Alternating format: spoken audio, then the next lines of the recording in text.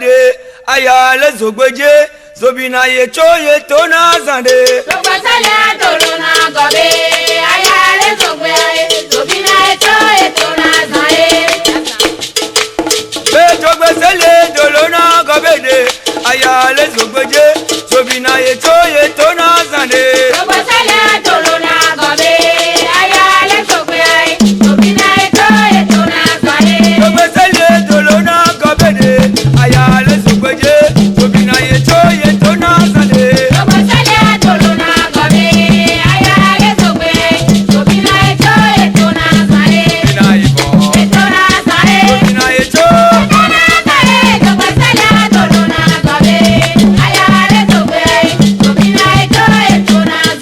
jogbesele dolona gobede ayale zogbeje zobina ye choye tona zande. La santé n'a pas de prix. Aujourd'hui, bienvenue encore une fois dans le monde avec Sandra Chaline. Cette fois-ci, nous nous retrouvons avec un spécialiste de santé. On va se retourner vers lui et il va se présenter. Vous allez le connaître comme on le fait d'habitude. Alors bonjour, Bonjour madame, comment est-ce que vous allez? ça va, on rend grâce. Super bien. Super bien. Alors on est très heureux de t'avoir aujourd'hui dans notre émission Monde avec Sandra Chaline. On voit que tu t'es habillée en blouse, tout est en blanc et tout. On a déjà une idée sur ce pourquoi on est là. Et on profite en même temps pour te connaître. Tu vas te présenter à ce public merveilleux qui te regarde. Merci beaucoup et merci déjà pour tout ce que vous faites pour la jeunesse togolaise et également celle africaine en général. Parce que ça fait longtemps que je vous suis. Oui, ça fait longtemps que je vous suis et c'est un plaisir pour moi aujourd'hui d'être sur votre plateau. Et pour me présenter, on m'appelle Kwanou Mathieu Tobossi. Je suis spécialiste en hygiène et qualité alimentaire. Je suis également expert en médecine douce, en médecine douce, spécialisé en diéto et phytothérapie, c'est-à-dire l'alimentation pour guérir, pour traiter, et aussi l'utilisation des plantes pour traiter. Je suis le fondé, c'est-à-dire le concepteur et le directeur de l'agence NFS Togo, qui est une structure qui regroupe un cabinet de médecine douce et aussi une unité de transformation agroalimentaire et thérapeutique. Je suis par ailleurs chroniqueur audiovisuel. Je pense que c'est par les médias que beaucoup m'ont connu avant de connaître après, de bénéficier après de mes prestations dans le domaine médical. Voilà un peu ce que je peux dire de moi. Beau parcours. Parlons de médecine. Vous avez dit médecine douce. Oui. Qu'est-ce que c'est? La médecine douce, c'est un ensemble de pratiques de santé qui n'est pas forcément reconnu par la médecine classique ou bien la médecine européenne. Et dans ça, nous mettons la phytothérapie, nous mettons l'utilisation des méthodes de réflexe pour les massages, donc ça fait la réflexologie. Nous mettons aussi dedans la diétothérapie, c'est-à-dire l'utilisation des principes nutritionnels pour traiter, pour prévenir, traiter et puis entretenir les patients par rapport à telle maladie. Et la natation thérapeutique, c'est aussi une médecine douce. Voilà, l'aromathérapie. Il y a plusieurs spécialités qui se regroupent dans la médecine douce. En tout cas, toute médecine qui n'est pas celle classique promue par les instances européennes est mise dans la médecine douce. Voilà un peu. En quelque sorte, vous êtes dans le tradit. Si, moi je fais spécialement la phytothérapie. Okay. Oui, je suis spécialisé en phytothérapie. Donc je fais de la tradithérapie, mais spécialisé en phytothérapie. Parce que la tradithérapie, c'est l'utilisation des moyens naturels, des principes naturels de sa tradition locale, ou bien de ses aïeux, pour prendre en charge, c'est-à-dire prévenir des maladies, les traiter ou bien celles qui ne sont plus traitables, les entretenir pour que ça n'emporte pas tôt la personne victime. Donc, dans ça, il y a la phytothérapie qui est une spécialité de la médecine traditionnelle. Il y a l'alimentation thérapeutique qui est aussi une spécialité de la médecine traditionnelle. Il y a le spiritisme ou le fétichisme, voilà, qui est aussi dans la médecine traditionnelle. Donc, on n'est pas obligé de mettre toutes les spécialités ensemble avant d'être tradithérapeute. Non, on peut être tradithérapeute, phytothérapeute simplement, sans aucune connaissance du monde spirituel ou bien de la spiritualité, ou bien on peut être tradithérapeute utilisant uniquement les aliments pour traiter les gens, tout comme quelqu'un peut faire beaucoup de choses à la fois. Il est à la fois phytothérapeute, il est à la fois diétothérapeute, à la fois fétichiste, et c'est là que beaucoup prennent du recul. Dès lors que le côté du spiritisme entre en jeu et que on constate que peut-être vous êtes chrétien, vous n'êtes pas animiste, vous êtes chrétien, et que vous constatez que votre praticien est beaucoup plus orienté vers le fétichisme, ça peut vous repousser. Voyez-vous? Donc, on peut être phytothérapeute sans être forcément un fétichiste aussi. Voilà. Donc, moi, je fais purement de la phytothérapie sans aucune notion de du fétichisme. Voilà un peu. D'après tout ce que vous avez dit, on a l'habitude d'entendre parler des tradithérapeutes. Quelle est la vraie définition d'un tradithérapeute alors? Parce qu'on se mélange. Oui. Le tradithérapeute, c'est simplement un citoyen qui a reçu des notions de traitement qu'il peut appliquer sur son concitoyen qui est peut-être déjà malade ou bien à qui il veut éviter d'être malade. Donc ça fait la prévention. Donc celui qui est malade, ça fait déjà le curatif. Et il va appliquer les notions qu'il a acquises pour lui permettre de se maintenir en bonne santé. Donc c'est celui-là qu'on peut appeler tradithérapeute. Maintenant, il peut se spécialiser. Il peut prendre un domaine dans lequel il va évoluer. Tel que ce que moi je fais de la phytothérapie. Moi, j'évolue dans l'utilisation des plantes pour la prise en charge des patients. Et à ça, maintenant, j'ai fini tout récemment une formation dans le domaine nutritionnel, beaucoup plus l'hygiène et la qualité alimentaire, qui s'ajoute et qui fait la diétothérapie. La diétothérapie, je l'appliquais depuis, mais il fallait quand même trouver un parchemin, voilà, qui puisse vous permettre d'intervenir à l'international. Lorsqu'on vous demande votre diplôme, parce qu'on est sous le système francophone malheureusement, où c'est le diplôme qu'on réclame en premier. On ne cherche pas le savoir-faire. Alors que le système anglophone, c'est différent, c'est le contraire. Donc, avec le temps, on s'est dit, il faut se conformer au diplôme. Donc, nous avons dû nous réinscrire à l'université. Et on a pu valider le parcours et ce parchemin est venu s'ajouter, toujours pour donner plus de poids à la tradithérapie que je pratique. C'est pour donner plus de poids. C'est pour montrer qu'on peut être un scientifique, on peut être un intellectuel, on peut être universitaire, mais faire recours aux pratiques ancestrales. Ouais. Ce n'est pas parce que on est allé à l'école du blanc qu'on va oublier. Non. On n'est pas obligé de les oublier. On peut jumeler les deux et puis faire profiter la population. Et c'est ce que nous faisons. Voilà. On a remarqué aussi que depuis l'avènement de la colonisation, beaucoup de gens se tournent vers la médecine moderne.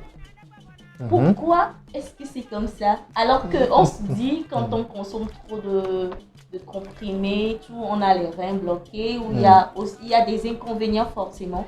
Mais les gens se tournent vers là au lieu que d'opter pour la médecine traditionnelle. À votre avis, pourquoi? Vous savez, le recours à la médecine classique, c'est presque imposé. C'est presque imposé. Pourquoi je le dis? C'est presque imposé parce que certains n'ont pas le choix face à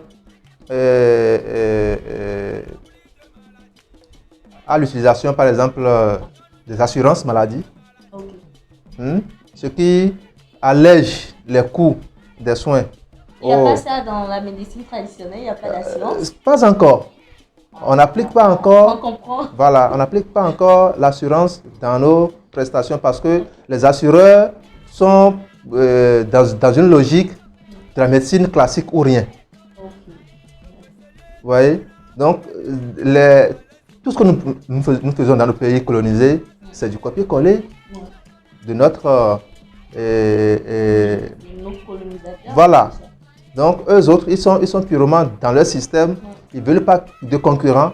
Ils ne veulent pas que d'autres mécanismes viennent se mélanger et à leur système. Donc, c'est bien que tout ce que nous copions de chez eux, on veut l'appliquer à la lettre sans chercher à les adapter aux réalités locales. C'est vrai qu'aujourd'hui, certaines assurances, je profite pour les remercier, commencent déjà par rembourser ceux qui passent chez nous et qui font usage de nos principes naturels. Donc, il y a des assurances qui ont compris la chose et qui ont commencé par faire chose. Donc, si on vous présente deux types de thérapies et qu'il y a une qui est sponsorisée pratiquement par les assurances ou bien par les prises en charge de diverses manières, ben, vous allez choisir là où il y a moins de dépenses. Voyez-vous, vous allez choisir là où c'est sponsorisé. Donc, c'est ce qui fait que les patients ont recours à la médecine classique, mais aussi beaucoup ont recours à la médecine classique pour les urgences. Pour les urgences. Pour les cas d'accident, pour les cas de malaise où il faut rapidement calmer le mal et autres, parce que la médecine traditionnelle est beaucoup plus douce. C'est une médecine douce qui ne va pas interrompre tout de suite votre malaise dans 1 ou 2 minutes. Et puis derrière ça, vous avez des produits chimiques qui vont rester dans votre organisme et vous causer d'autres problèmes. Non, nous, le principe, c'est d'amener l'organisme lui-même à s'auto-traiter. Donc c'est l'auto-guérison qui est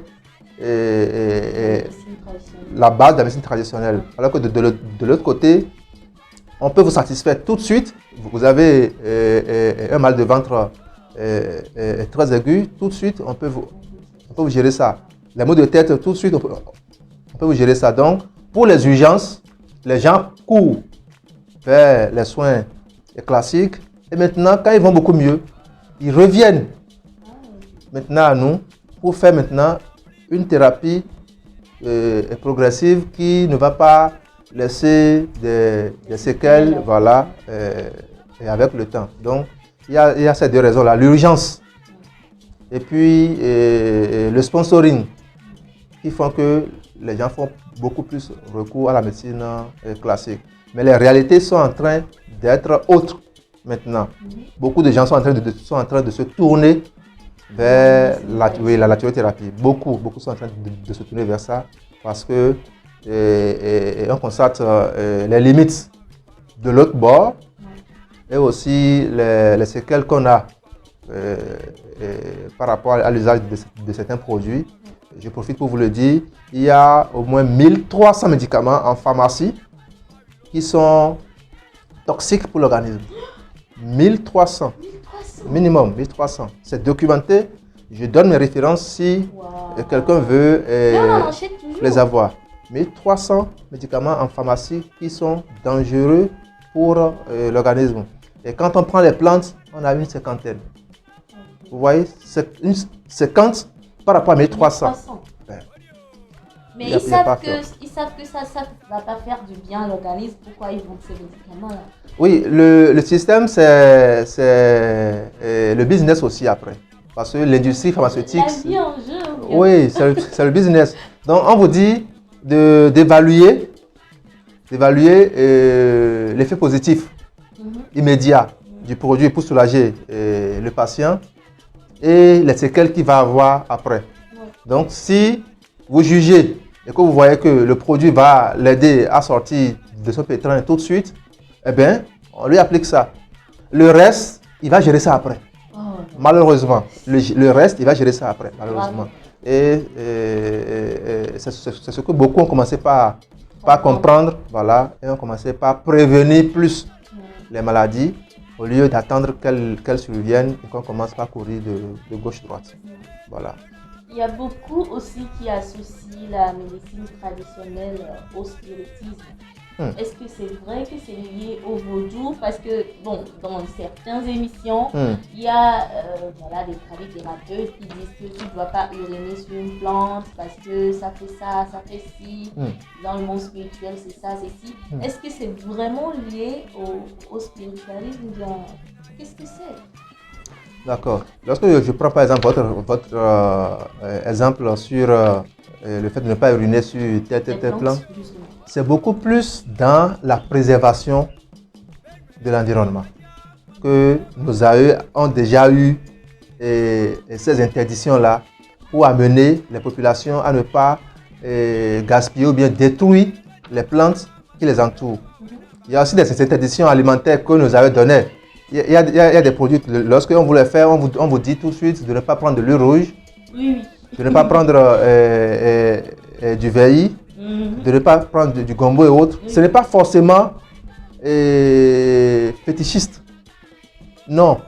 Moi-même, dans nos consultations classiques, il y a des aliments qu'on interdit. Lorsqu'on sait que votre maladie est liée à telle alimentation, indirectement, le tradipraticien, pour vous faire peur, il met ça sur le compte du vaudou. Pour que vous ayez peur et que vous évitiez vraiment de consommer ça. Pour ne pas faire échec à son traitement que lui, il a mis en place. Donc, c'est des interdits qui, des fois, qui n'ont rien à voir avec le vaudou. Rien. Lorsque vous urinez sur une plante et que peut-être 10 personnes dans la journée urinent au même endroit sur la plante, mais cette plante est vouée à mourir. Alors que peut-être on va en avoir besoin pour sauver la vie de quelqu'un.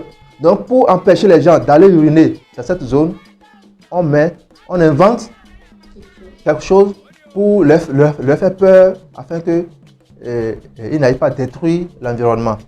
Pour les forêts sacrées et autres, c'est de la protection des végétaux, c'est de la protection de l'environnement. Vous allez voir que dans les zones où il y a ces forêts sacrées, là où les arbres croissent bien, où il y a une bonne végétation, il y a souvent de pluie.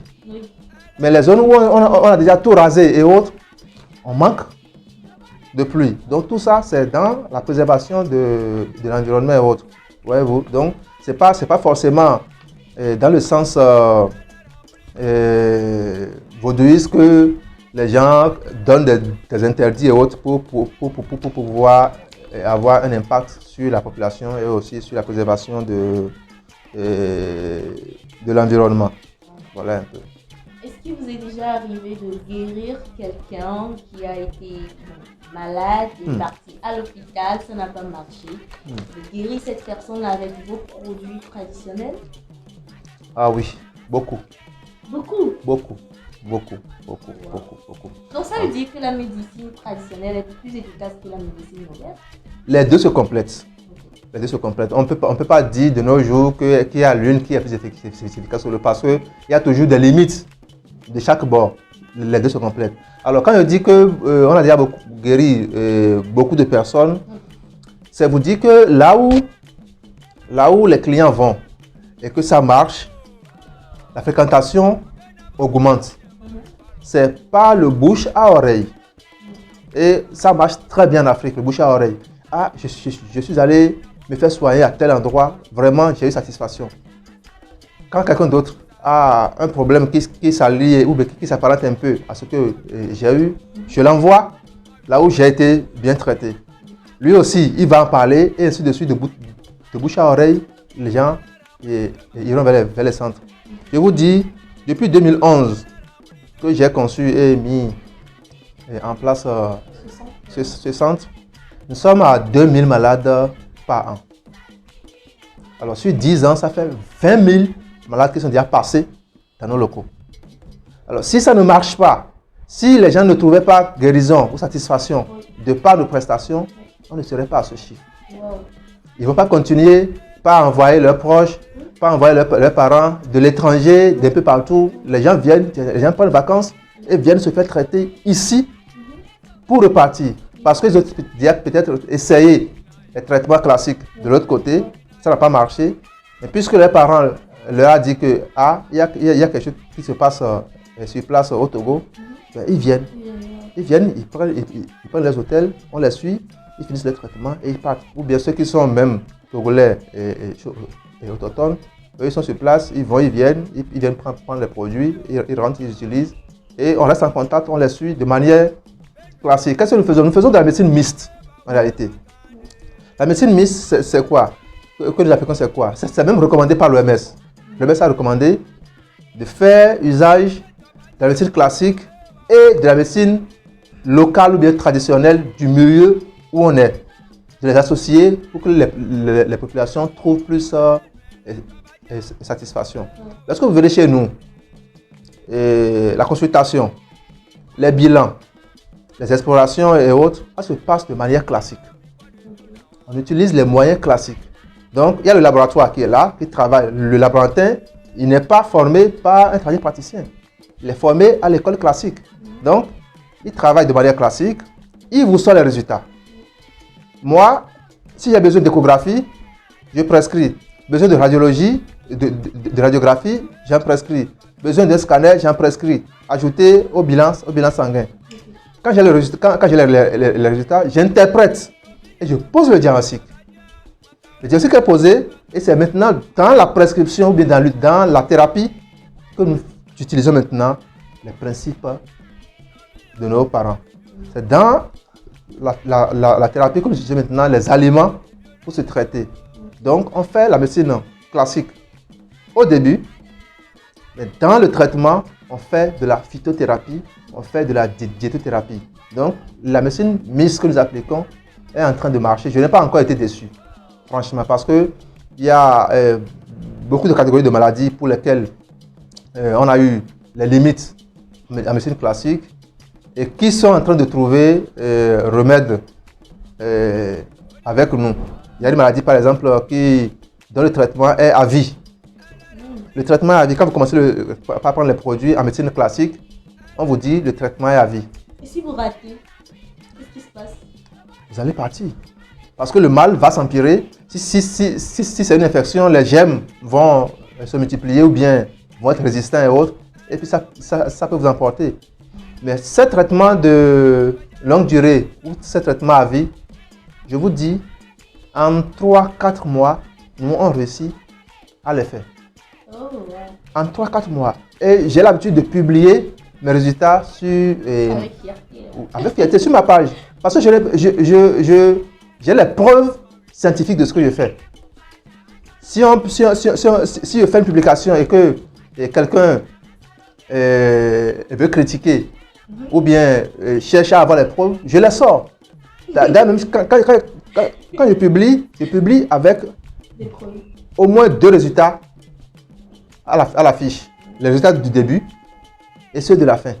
Toujours, je ne publie jamais sans mettre les preuves à l'appui. Ben, on protège toujours quand même l'anonymat du client. Oui, et maintenant, on met les preuves et on publie. Donc, il y a beaucoup de publications qui ont été faites dans plusieurs domaines de la médecine qui montrent qu'avec nos moyens de bord, on peut faire beaucoup de choses. On peut regarder les autres en face et leur dire, nous aussi, on est capable de faire de la prouesse. Mais pas seulement vos produits qui font de la prouesse, mais aussi ceux de chez nous, ceux légués par nos parents. Avec ça aussi, on peut aussi faire de la prouesse. Vous avez déjà guéri quelqu'un qui a eu le sida, le cancer et même Corona, paraît-il qu'en Afrique, on a trouvé les remèdes, mais ils ne veulent pas accepter. Voilà. Qu'est-ce que vous pensez de ça? Et si je prends le Corona seul, vous savez que au début, on hospitalisait systématiquement les gens. Ouais. ou bien ceux qui ne sont pas dans un état où il faut les hospitaliser à l'hôpital, on les garde dans les hôtels et autres, et on prend les produits. Je vous jure, au moins 10% de ceux qui sont gardés dans les hôtels et à l'hôpital ont pris nos produits et se sont vus guéris beaucoup plus tôt que prévu. Il y a aussi des études qui ont été faites par certains de mes maîtres sur leurs produits et on a eu des guérisons beaucoup plus rapides. Ça c'est le cas du corona. Lorsqu'on prend le sida, c'est vrai qu'aujourd'hui, on n'est pas encore allé à l'étape où le test revient négatif après le traitement. Mais tout au moins, on réussit à empêcher le virus de pouvoir prendre le dessus sur le système de défense de la personne. Donc, on aide le sujet à avoir une immunité plus forte que l'action du virus. Donc ça, c'est déjà un pas. Pour le sida, par exemple, il faut prendre les produits toute sa vie. Oui. Il faut prendre les produits toute sa vie. Alors que si par l'alimentation et par des principes phyto, on réussit à élever l'immunité de la personne, ça ne va plus le terrasser au point où il soit hospitalisé ou bien qu'il fasse la maladie. Vous pouvez avoir le VIH et ne pas faire la maladie. Et ne pas faire la maladie qu'on appelle le sida. On peut avoir le VIH et ne pas faire la maladie qu'on appelle le sida. Lorsque nous prenons le cancer, il y a il y a plusieurs types de cancers. Alors, celui que j'ai vu traiter tout récemment, c'est chez la femme, cancer du sein. C'est récurrent de nos Ah oui, cancer du sein. Celle que j'ai vu traiter tout récemment, c'est moi qui l'avais reçue en 2018, je pense, en 2018. Et j'ai fait ce que je pouvais jusqu'à l'étape donnée. Quand j'ai vu que l'étape dépasse ma capacité, je l'ai référé. Un autre tradithérapeute. Très bien. À une dame qui a réussi à traiter le sein déjà bousillé. Elle a réussi à faire la fin de l'émission. Je vais vous montrer les images. Elle a réussi à traiter ce sein-là jusqu'à ce que ça revienne à son état initial. Wow. À son état initial. Il y a encore une autre dame chez qui aussi c'est pire que pour la première, mais elle a aussi réussi à faire ce traitement-là. Ça veut dire que les gens ont des traitements très avancés avec eux, mais pas peur d'être détruits par les autres. Il se cache. Voilà, ils se cachent.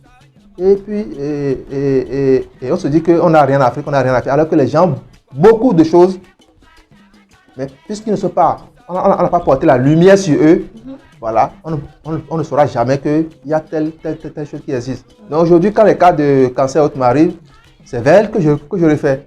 Quand on me dit que c'est un cancer, je donne le contact et puis on va la voir et voilà, ça se jette de l'autre côté. Il y a aussi un autre praticien qui est aussi ici dans le même domaine. Lui, je ne l'ai pas encore expérimenté, mais la dame, je peux attester qu'elle m'a déjà fait traiter au moins 2 personnes pour l'année, voilà, pour les cas de cancer. Maintenant, si on prend les hépatites, qui constituent aussi un autre fléau sur le territoire togolais et même en Afrique, je vous assure, nous sommes les seuls sur le terrain depuis 2010 à réussir à nous confronter au traitement classique avec nos produits locaux. Et quand on fait les tests au début et puis les contrôles à la fin, on s'en sort souvent gagnant à 75%. On s'en sort souvent gagnant parce que il y a des principes qu'il faut savoir simplement appliquer. Il y a des restrictions alimentaires qu'il faut savoir aussi appliquer lorsque on est malade du foie. Lorsqu'on a une hépatite, qu'elle soit virale, médicamenteuse, alcoolique et autres, on pourra faire une autre émission spécialement sur les hépatites. Lorsqu'on a les hépatites, il faut savoir manger, il faut savoir boire, il faut savoir mener son mode de vie. et maintenant utilisez les produits qu'on vous conseille et vous allez réussir à éliminer le virus. Donc c'est ce que nous on applique. Ce n'est pas sorcier et en 4 mois, les gens ont satisfaction. Là où on leur dit, c'est un traitement à prendre sur toute sa vie. Donc la différence est là. 4 mois, 8 mois pour toute la vie. Les gens préfèrent là où c'est 4 mois, 8 mois. Et ils accourent où ils viennent. C'est normal. Et Dieu merci, ils ont satisfaction. Ce sont ceux qui viennent tardivement, où le foie est déjà détruit à 75%, qui malheureusement voilà, n'arrivent pas à trouver satisfaction. Et c'est plein, ça vient surtout de l'intérieur du pays. Mais il va falloir que des sensibilisations, des émissions soient faites pour nos frères et sœurs du pays où ces genres d'émissions que nous faisons ne sont toujours pas accessibles. Peut-être à cause du réseau, ou bien la plupart sont... Les gens n'aiment pas trop quand c'est trop professionnel. Si Voilà. il s'agit de l'amusement, des buzz, de la musique... Le Togolais est champion, des choses il s'accroche. Justement, mais ce qui peut les aider à s'éduquer, à apprendre, ils n'aiment pas. Dès qu'on clique et qu'on voit que c'est 30 minutes d'entretien, bien plus de ça, on zappe. On zappe s'il n'y a pas de papato dedans, Ah. si c'est quelque chose. Voilà. Malheureusement. On a tous connu combien de vues, combien de connectés. Et ceux qui avaient fait le buzz dans ce pays tout récemment, lorsqu'ils allument leur caméra, vous allez voir des milliers de connectés. Mais parlant de la santé, il n'y a personne. Il n'y a personne. Voyez-vous, donc il va falloir de l'éducation pour qu'on puisse vraiment réussir à préserver notre santé et être en bonne forme pour construire notre pays, le Togo. Voilà. Il y a aussi une remarque. L'année passée, il y a eu beaucoup de jeunes qui sont morts. Je ne sais pas si vous avez remarqué ça sur la toile. Si. Tantôt, la plupart du temps, ce sont des AVC ou des anémies. Pour vous, qu'est-ce qui s'est passé à ce point pour qu'il y ait ce taux de mortalité Juvénile. d'AVC et d'anémie? Vous savez, moi, je trouve pour ça quatre raisons. On mange trop de chimique. Notre jeunesse mange trop de chimique. Qu'est-ce que vous mettez dans le chimie? D'accord. Lorsque vous prenez par exemple nos repas, c'est bourré de cubes. C'est bourré de cubes. Il n'y a pas aujourd'hui un repas que vous allez consommer en ville ou bien préparé par une bonne dame sans qu'il y ait du cube là-dedans. Donc il ne faudrait pas qu'on consomme des cubes. Mais attention, le cube est très dangereux. Le cube est Mais il y a certaines qui en mettent 3 dans la sauce. 4. C'est très dangereux. Aujourd'hui, pour faire de l'omelette, on met du cube. Oui. On met du cube. Pour frire du poisson, on met du cube. Pour faire ceci, non. Le cube est très dangereux. On est foutu. Avec le cube, vous pouvez, sans être accro au sucre, vous pouvez développer le diabète. Avec le cube. Avec le cube, vous pouvez développer le diabète. Beaucoup de jeunes se plaignent aujourd'hui de faiblesse sexuelle et autres. C'est le cube. Il y a le cube qui détruit le système hormonal. Le cube qui détruit aussi les matières génitales qui entrent en jeu dans la sexualité. Non. Les troubles de fertilité où les hommes n'arrivent plus à avoir du bon sperme de qualité, le cube intervient. Les hypertensions artérielles qui s'installent, beaucoup de choses, le diabète, beaucoup de choses sont dues à la consommation du cube. Donc on mange trop chimique. Si on laisse le cube, le sucre industriel qui est C'est compost. J'adore ça. voilà. Il faut changer. Préférer du sucre à base de végétal. Le sucre de canne à sucre par exemple, qui est le sucre roux. Le sucre roux. Voilà, quelle couleur un peu rougeâtre Tu sais ce que café les là. gens disent? Les gens disent que le sucre roux, c'est pour ceux qui ont la diabète et non ceux Non. Le sucre roux, c'est pour tout le monde. C'est pas cher? Un peu plus cher, mais préserve votre santé. Un peu plus cher, mais votre santé est préservée. Donc, il faut savoir faire le choix. Ok. Oui. Entre la vie et la mort. Et là, entre la vie et la mort. La qualité a son prix. Donc, on mange mal. La jeunesse d'aujourd'hui, surtout de nos villes, est beaucoup plus bornée à du prêt à manger. Donc, il y a les hamburgers, il y a voilà, les pizzas, les sandwichs.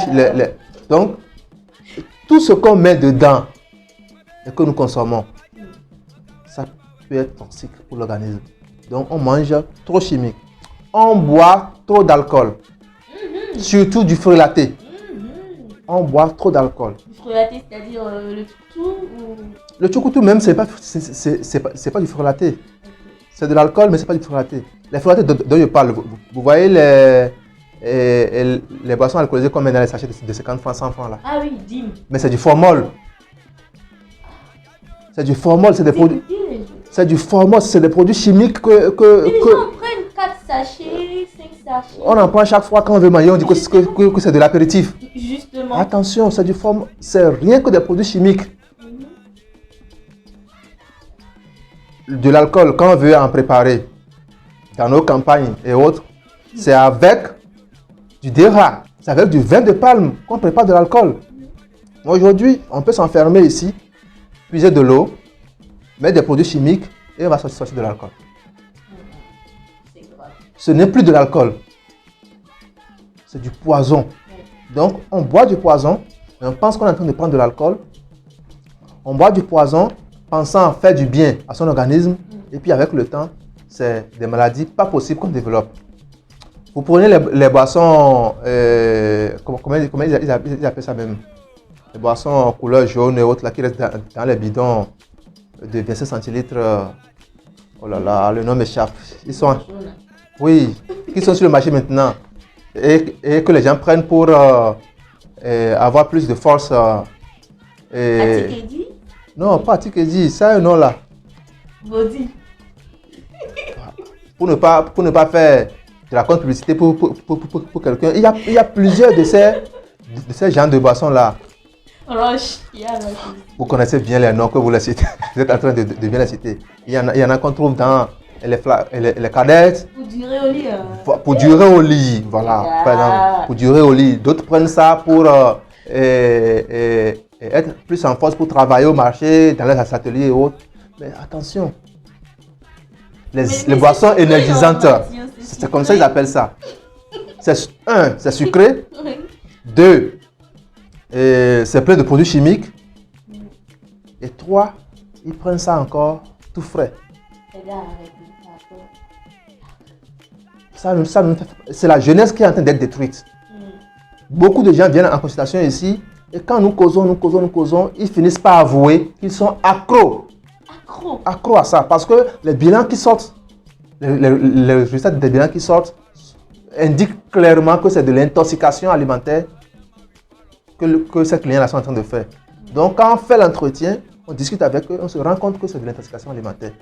Parce qu'ils peuvent prendre jusqu'à 2000 litres de boissons énergisantes chimiques là, chaque jour. Alors que pour avoir plus d'énergie et autres, du citron, du jus de citron, du jus d'orange, et puis vous allez avoir de l'énergie pour pouvoir supporter votre journée et autres.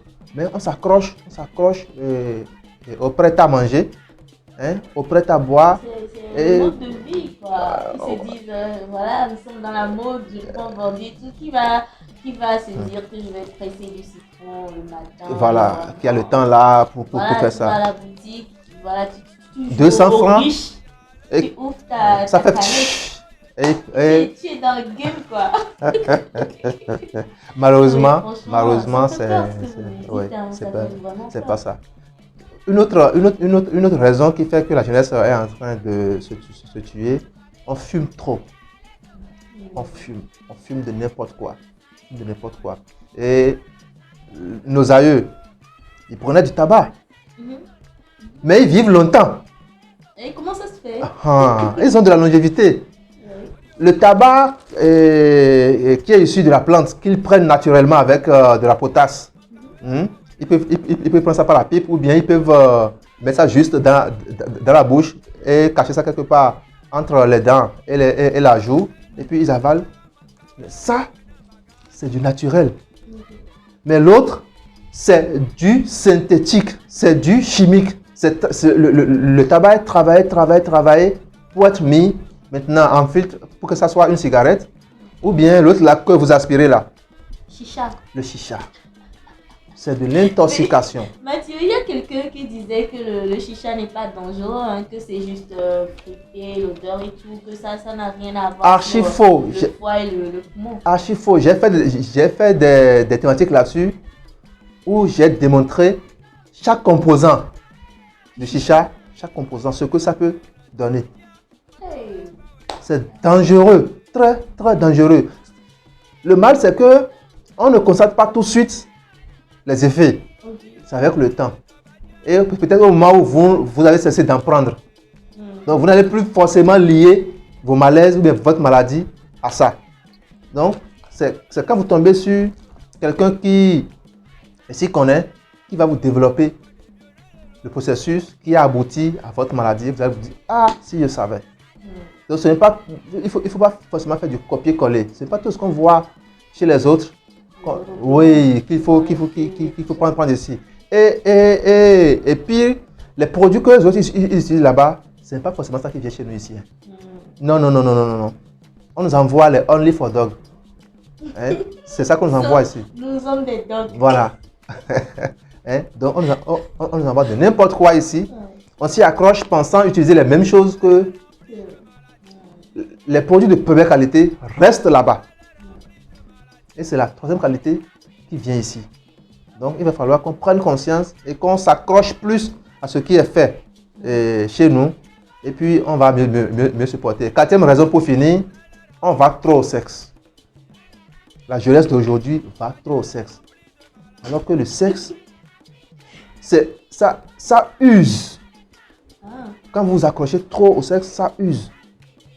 Mentalement, physiquement, spirituellement, il faut faire attention. Il faut faire attention. Ça use. Ça use. C'est de la dépense énergétique de l'organisme qui se déploie lors d'un acte. Les scientifiques sont allés jusqu'à calculer l'énergie qu'un homme perd par coït. Et les hommes qui durent 1 heure de temps, 30 Oui. minutes au lit, tout ça. Ils se tuent sans le savoir.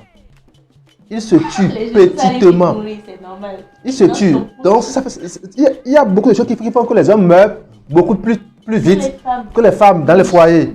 Oui, parce qu'on on se vide, on se bourre de produits pour pouvoir faire du catch au lit, alors que ce n'est pas du catch, c'est une séance de plaisir. C'est pour prouver sa virilité. Sa vérité. Il faut prouver sa vérité, mais dans les limites.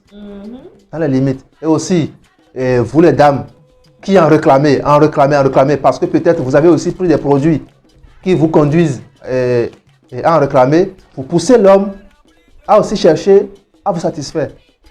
Donc, dans le même temps, vous tuez indirectement votre conjoint. Voilà. Vous le tuez indirectement. Et avec le temps, vous allez devenir veuve. Parce que lui va partir tôt. Et vous allez vous retrouver seul à gérer le foyer, les enfants, et les problèmes vont commencer, et patati patata. Donc, je vous en prie, il faut que les 4 motifs que je viens de citer là, vraiment, qu'on revoie ça. Je vais les répéter. On mange trop de chimique, on boit de l'alcool, on en prend trop aussi, surtout du frelaté. On fume de n'importe quoi et on va trop au sexe. Si au moins on peut prendre conscience de ces 4 motifs-là et les gérer, je pense qu'on pourra vivre mieux et longtemps. Mais monsieur Mathieu, il y a des gens qui sont nymphomanes. Oui, ceux qui sont nymphomanes, ça on peut essayer de les comprendre. On peut essayer de les comprendre. Mais là aussi, il faut aussi les sensibiliser pour que psychologiquement, ils arrivent à se maîtriser beaucoup plus au lieu de toujours chercher à être avec le sexe tout le temps. C'est aussi une maladie. Oui, c'est une addiction au sexe. Et avec les psychologues et autres, on réussit mieux à les raisonner et à éviter d'être accro au sexe malheureusement. Moi, j'ai une question aussi. Ben, je vais poser deux questions. La première, côté sexe. Oui. Et combien de temps, normalement, un homme doit durer? Il y a eu j'ai fait une émission pareille sur la TVT, je pense avec Madame Cueto, sur, Tout ça? oui, sur ça. Et si mes chiffres ne sont pas erronés, c'est entre 7 et 10 minutes. Les filles d'aujourd'hui n'aiment pas ça. Voilà. Quand vous faites 7 et 10 minutes, vous êtes déjà dans la moyenne. C'est déjà acceptable. C'est déjà acceptable. Et les 7 et 10 minutes là, il y a dedans les préliminaires. Ce n'est pas seulement les va-et-vient qui vont faire les 10 minutes. Non. Il y a déjà les préliminaires qui vont prendre au moins 3 minutes.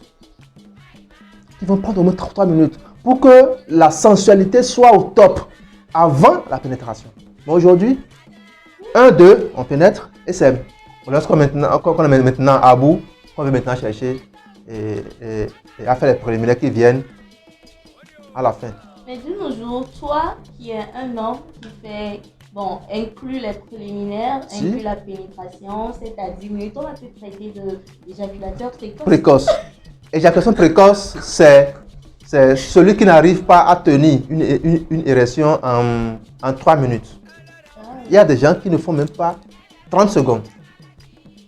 Je vous dis 30 secondes, à peine ils arrivent à pénétrer, ils se vident. D'autres 1 minute, d'autres 2-3 minutes.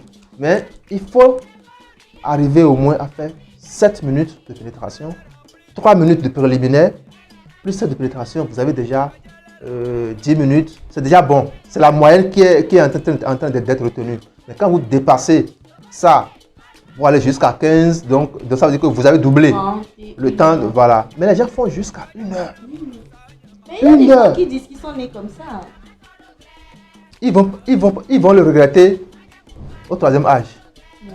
Oui. Parce que c'est de l'usure de l'organe qui est en cours. Mais c'est pas de leur faute vu qu'ils sont nés comme ça ou bien? Ce n'est pas parce que vous êtes né comme ça que vous allez vous appliquer comme ça. Ils ont fait leur fierté, quoi. Ils se disent oui. Ouais. Quand vous prenez les motos ou bien les voitures, le kilométrage, ça va jusqu'à. Quand on prend une moto, ça va jusqu'à à plus de 100. Mais ce n'est pas pour autant que quand vous montez et que vous voulez conduire, qu'il y ait feu rouge ou bien d'autres dans les routes, vous allez conduire à. Non! C'est vrai. Non! Vous avez une telle capacité, il faut savoir la gérer pour ne pas en être victime. On prend une voiture, vous avez pris de l'assurance pour la voiture, mais ce n'est pas pour autant que vous allez cogner tout le monde sur votre passage. Ceci-là, ça doit accompagner le physique ou bien la force ou bien l'énergie que nous avons. Ce n'est pas parce que naturellement je dure 30 minutes, 1 heure de temps avant d'avoir. Ça même c'est déjà une maladie. Hein? C'est une maladie. Parce que si vous, après un bout de temps, 10-15 minutes, vous ne éjaculez pas, c'est de la surexploitation de la prostate, des testicules et des hormones sexuelles. C'est de la surexploitation. Donc vous finirez par en manquer autour de 45-50 ans. Vous commencez par devenir faible. Celui qui faisait 1 heure de temps, il va commencer par faire moins de 3 minutes. Moins de 5 minutes. Parce qu'il a déjà abusé de son stock qu'il avait. C'est le même phénomène qui se passe avec ceux qui font de la masturbation. Justement. Oh, cette histoire-là. Vous avez dit que c'est pas bien. C'est pas bien. La masturbation, c'est pas bien.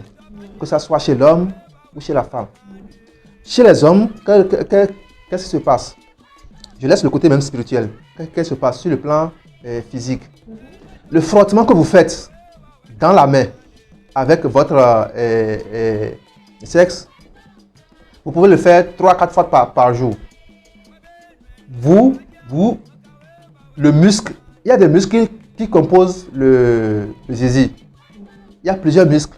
Il y a des vaisseaux sanguins aussi qui viennent. C'est lorsque le sang vient dedans qu'il y a érection. Donc, en le faisant régulièrement, que ce soit avec du savon, avec du gel, d'autres utilisent du gommo. Pour masturber avec du gombo. On lit tout sur la toile. D'autres ne sont plus satisfaits avec le savon ni avec le gel. Donc, ils prennent du gombo, ils coupent, ils mettent ça dans de l'eau et ils filtrent. Donc, le gluant qui sort, voilà, ça leur permet, ça leur permet de se masturber.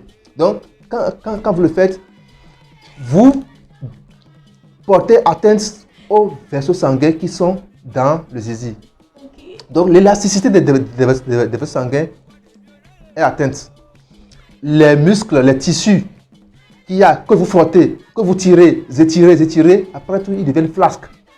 Donc, facilement, vous devenez un faible sexuel après une longue période de masturbation. Les gens en ont pratiqué pendant 10 ans. D'autres pendant, moins que 10 ans et autres. Mais aujourd'hui, ils regrettent.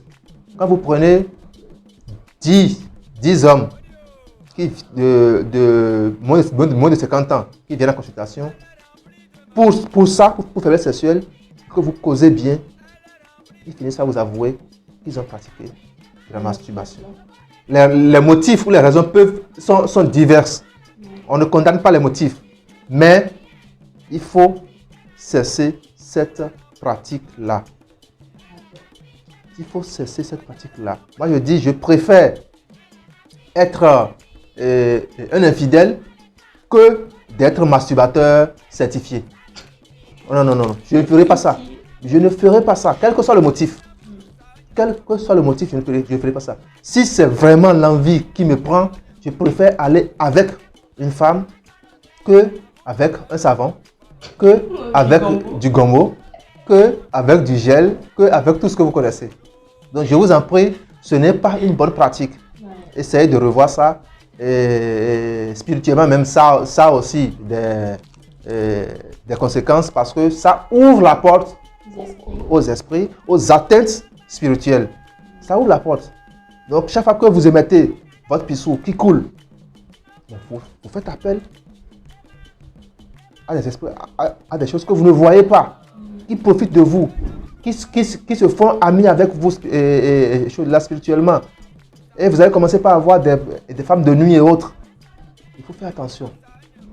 Je préfère aller à une femme que d'aller à la masturbation. Avant notre mot de fin, alors quelle est la bonne hygiène alimentaire qu'on doit adopter pour vivre mieux dans la société, pour être en bonne santé? Hygiène alimentaire, il faut dire, je vais paraphraser un grand chercheur de l'Antiquité, on l'appelle Sénèque. Il dit, nous creusons nos tombes avec nos dents. Ce que nous mangeons là, qui nous tue. Nous creusons nos tombes avec nos dents. Qu'est-ce qu'il est en train de dire par là? C'est l'alimentation qui définit votre santé. C'est ce que vous mangez régulièrement qui prépare les problèmes de maladie. Parce que la plupart des maladies qui nous emportent, ce sont les maladies métaboliques. C'est-à-dire quoi? Qui sont l'hypertension artérielle, le diabète, l'obésité, les troubles ou bien les perturbations lipidiques qu'on regroupe dans le syndrome métabolique. La plupart de ceux qui partent tôt par les AVC et autres, le diabète peut donner l'AVC. Mais ça donne l'AVC si c'est à un stade donné. L'hypertension artérielle donne l'AVC. Il y a encore d'autres choses qui donnent aussi l'AVC. Donc beaucoup de gens meurent par AVC, d'autres meurent même avant et sans avoir eu l'AVC. Donc il faut que l'alimentation soit vraiment revue pour qu'on évite de faire chose, de tomber dans ces pièges-là. Il faut éviter l'alcool. Il faut éviter les lipides.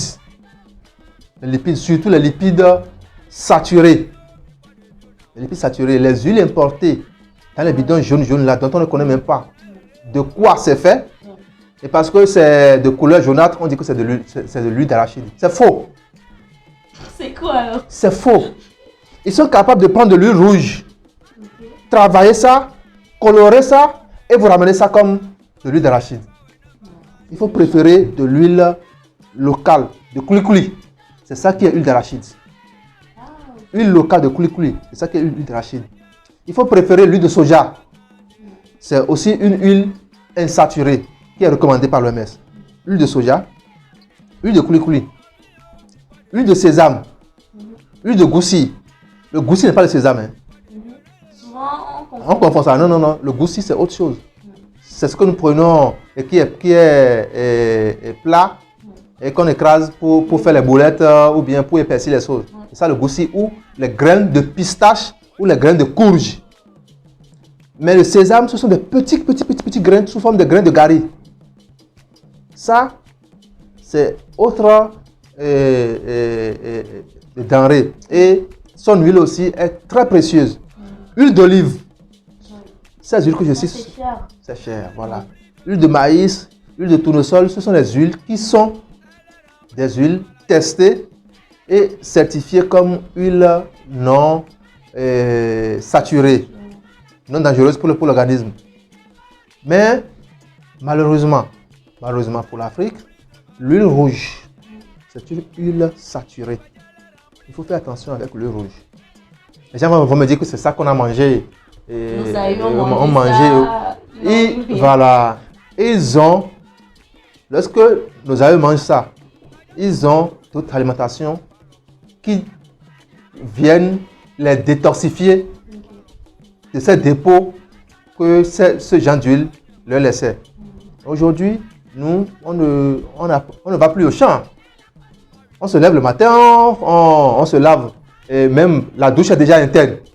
Ah ouais. Donc, on quitte le lit, moins d'1 mètre, on est dans la douche, on se lave, et on s'habille, on va au garage, on sort la voiture ou bien on sort la moto, et puis on va au bureau.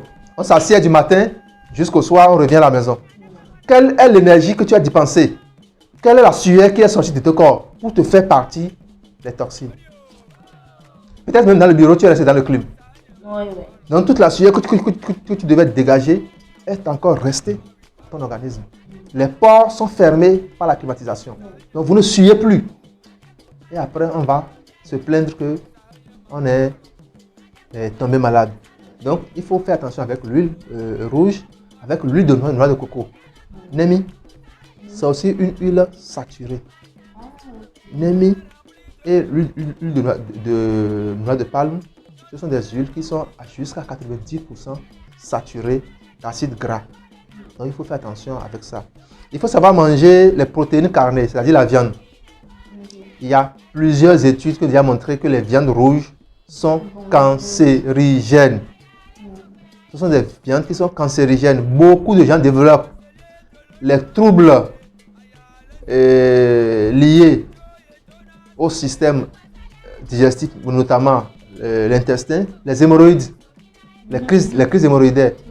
Bon, si vous prenez 10 sujets qui font la crise hémorroïdaire, ils vont vous dire que lorsqu'ils mangent de la viande, ça se déclenche.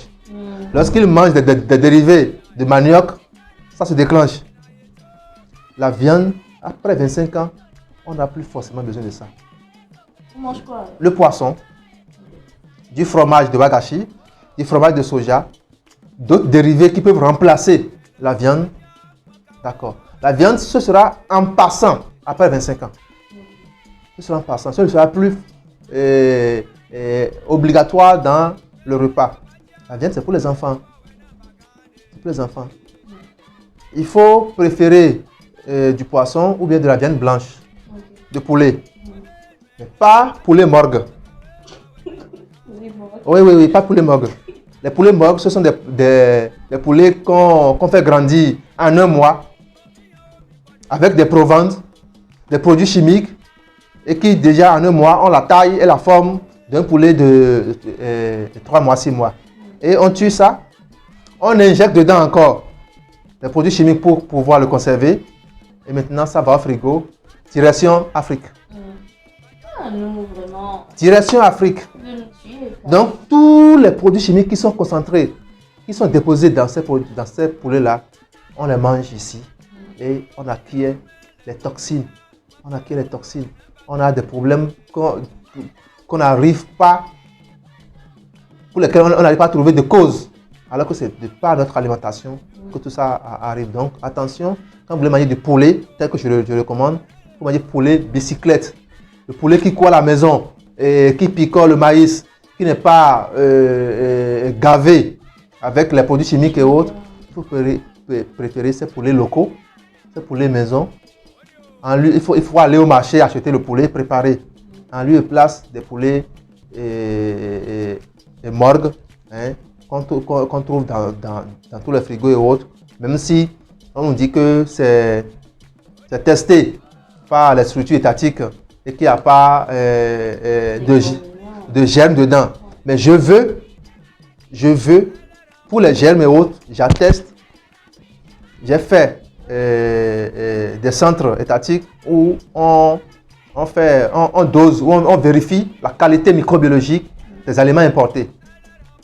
Parce que j'ai fait l'hygiène alimentaire, où nous avons testé plusieurs poulets, plusieurs dérivés de poulet et autres, même du poisson et autres. On est allé dans les frigos, prendre ça pour aller tester au laboratoire. On s'est pris au port à l'arrivée et tester au laboratoire. La qualité microbiologique peut être acceptée. Mais la qualité chimique, les produits chimiques qui ont été utilisés, mais on n'est pas encore en train de doser ces produits chimiques-là. Donc, il y a encore du travail à faire. Il faut que l'État commence ou bien arrive à aussi imposer le dosage des principes chimiques qu'on pourrait retrouver dans ces genres de protéines qu'on met à disposition des populations. Donc, qualité microbiologique, je peux accepter, je peux tester qu'il n'y a pas de germes, il n'y a pas tel microbe qui pourrait donner la fièvre typhoïde, l'intoxication alimentaire et autres. Mais derrière ça, si je mange ça, est-ce qu'il n'y a pas de produits chimiques qui vont rester dans mon organisme? Je veux bien qu'on me démente ou bien qu'on infirme ce que je dis par rapport au contrôle de l'aspect chimique des protéines carnées qu'on importe sur le territoire. Donc, attention à la viande, aux produits carnés. Attention également au manioc, aux glucides. Aux glucides issus du manioc surtout. Le manioc a un taux de glucides très élevé et qui devient toxique pour l'organisme. Et maintenant, les liquides frais. Puis, à ta fraîche là, il faut faire attention. Lorsque vous mangez et que vous prenez du liquide frais en même temps, vous dénaturez les enzymes digestives. Donc, la digestion ne pourra pas avoir bien lieu. Et vous allez après vous plaindre de l'indigestion. C'est vous-même qui avez participé à l'indigestion. Il y a ceux qui avalent aussi les repas. La salive dans la bouche là. La pâte, il y a des gens qui avalent la pain aussi. Non. Surtout les aliments riches en glucides là. Il faut d'abord les mâcher dans la bouche. Le foufou, il ne faut plus avaler. Il faut mâcher ça pour permettre à la salive de commencer la digestion. Parce que la salive, c'est la salive qui débute la digestion, qui débute le métabolisme du glucide. Avant que l'estomac n'arrive à faire le reste et puis après l'intestin. Donc, mina foufou. Alors que mina foufou. Mais on avale. Vous prenez, c'est peut-être de la bière, hein, et on est en train de manger, ou bien on finit de manger, et on prend une boisson bien fraîche, on ajoute au repas, et puis on crée du désordre métabolique dans l'estomac, et l'organisme se retrouve seul à gérer ça.